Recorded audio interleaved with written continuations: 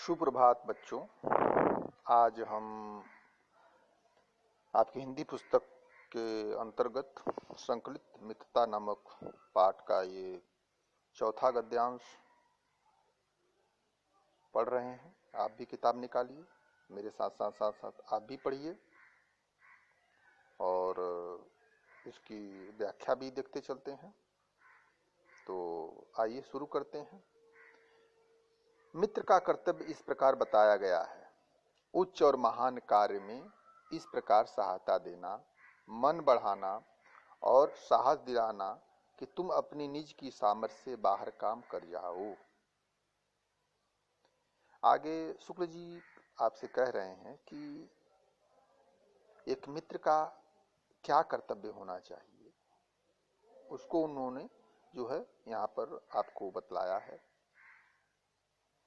वह मित्र उच्च और महान कार्य में आपकी इस प्रकार से सहायता करे और आपके मन को और बढ़ाए, वह आपको साहस दिलाए कि हे मित्र, आप अपने निज माने अपनी सामर्थ्य से बाहर काम कर जाओ।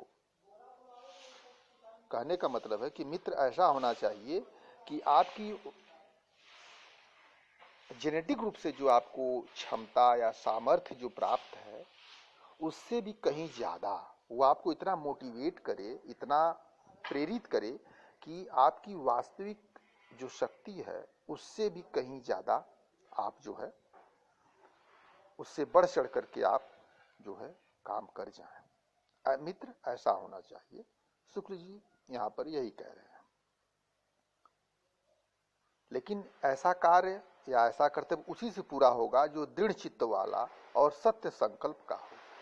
लेकिन किसी अदने व्यक्ति से इतने बड़े काम करवा देना या उसको इस प्रकार से उत्प्रेरित कर देना, ये वो भी साधारण मानव का काम नहीं है। वो भी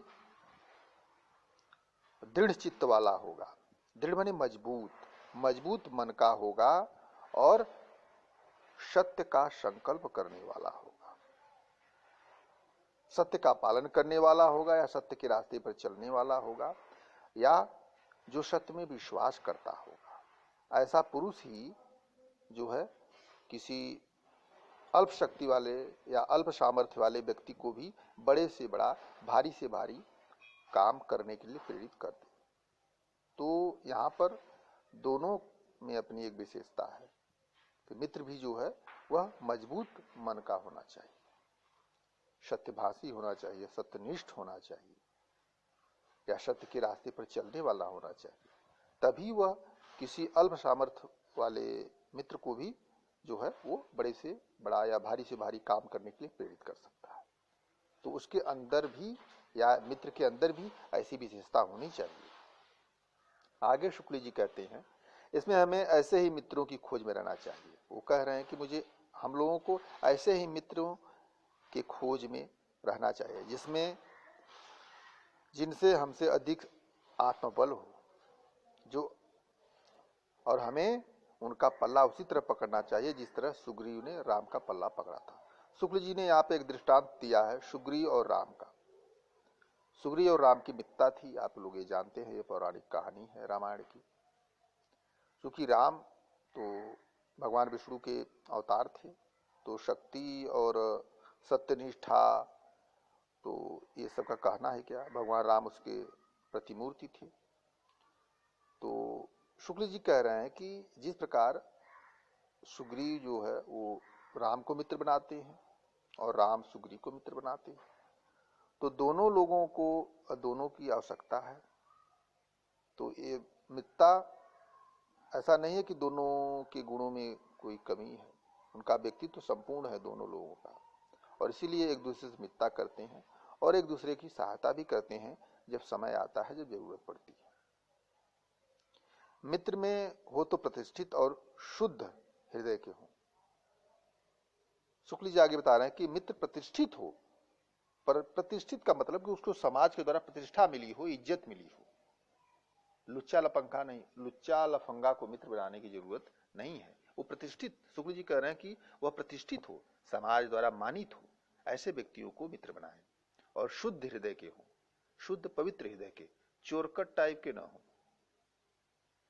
या कापुरुष टाइप के व्यक्ति ना हो, वह शुद्ध हृदय के हो, मृदुल हो मतलब हृदय से कोमल हो, और पुरुषार्थी। पुरुषार्थी मतलब कि यहां पर पौरुष से है, कर्तव्य कर्म से है, कि वह पुरुषार्थी हो, वह कर्तव्यनिष्ठ हो और वह परिश्रमी भी हो, शिष्ट और सत्यनिष्ठ हो।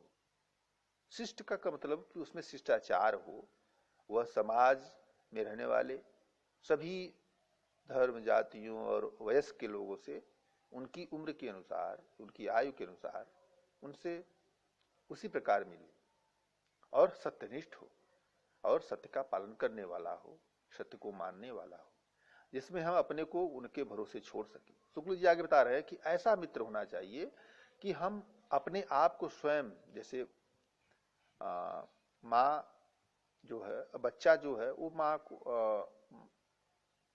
जैसे कोई किसी का बच्चा हो, चाहे वो जानवर का हो चाहे वो मानव का हो, जिस प्रकार माँ के पास जाने के बाद बच्चा जो है अपने को छोड़ देता है, निश्चिंत हो जाता है कि माँ है तो फिर क्या दिक्कत है, कोई दिक्कत नहीं।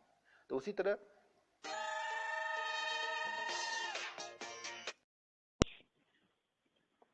हेलो, बोला। अभी रखो, पहले अभी वीडियो बना रहे हैं, पढ़ा रहे हैं, तो बीच में पूछते फोड़ कर रखो। सॉरी, थोड़ी देर के लिए खेद है, हम आगे बढ़ते हैं।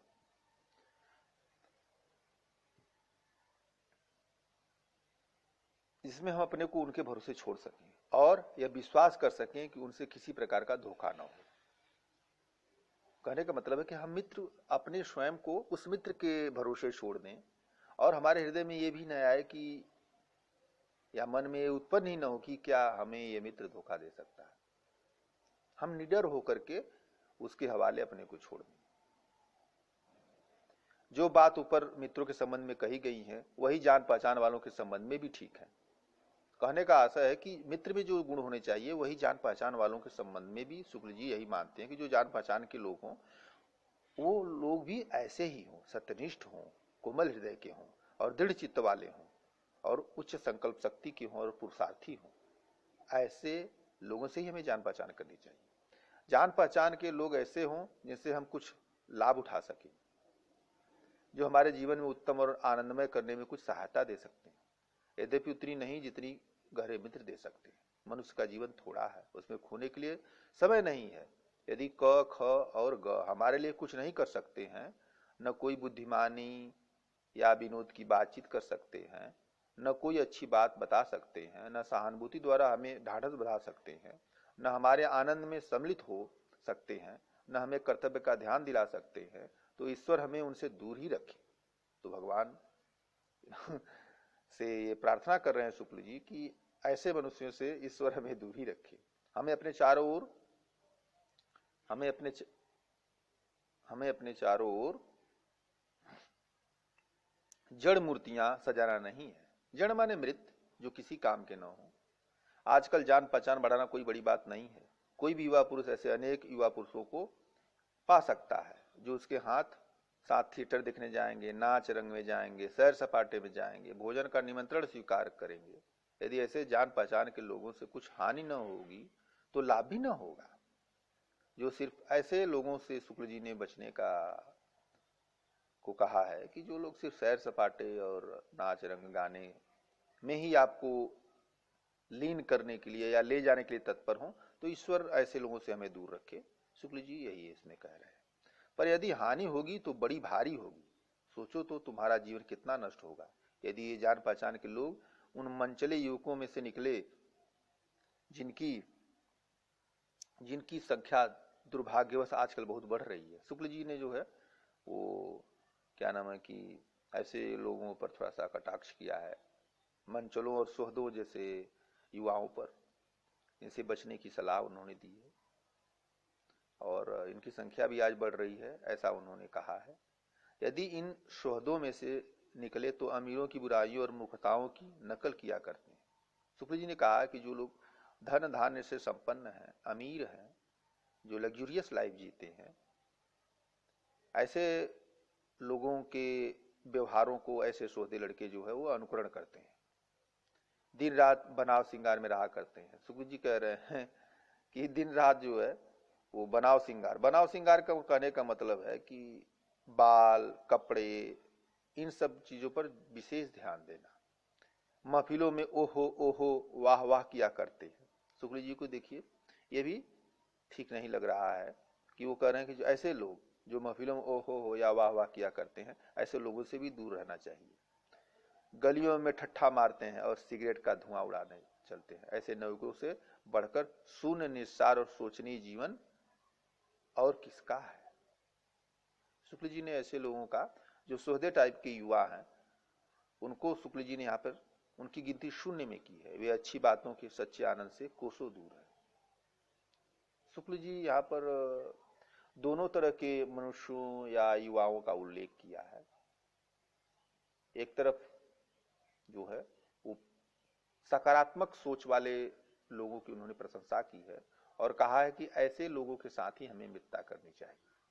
और दूसरा पक्ष उन्होंने नकारात्मक सोच वाले व्यक्तियों का भी उल्लेख किया है, जो ना ही किसी व्यक्ति को कोई सहायता दे सकते हैं अपनी लाइफ में और ना ही समाज को कोई दिशा दे सकते हैं।